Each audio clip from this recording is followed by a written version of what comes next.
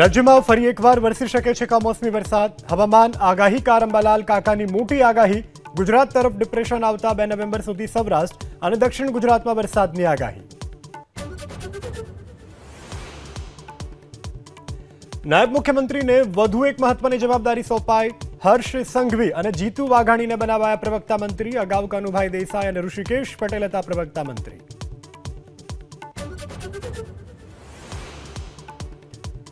ગીર સોમનાથમાં ધરતી ખેડૂ સાથે સાગર ખેડૂની પણ હાલત બદતર. વેરાવળ બંદર પર ફિશિંગ બોટોના થપ્પા લાગ્યા. મત્સ્યોદ્યોગ મંત્રી પરસોત્તમ સોલંકીએ સીએમને પત્ર લખી વળતરની માંગ કરી. પ્રધાનમંત્રી 30-31 ઓક્ટોબરે ગુજરાતની મુલાકાતે. સરદાર વલ્લભભાઈ પટેલની 150મી જન્મજયંતિ નિમિત્તે રાષ્ટ્રીય એકતા દિવસની ઉજવણીમાં લેશે ભાગ. 1140 કરોડના વિકાસ કાર્યોની આપશે ભેટ.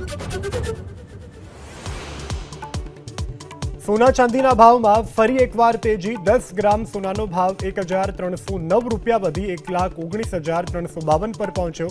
ચાંદીમાં 3,832 વધી 1,45,896.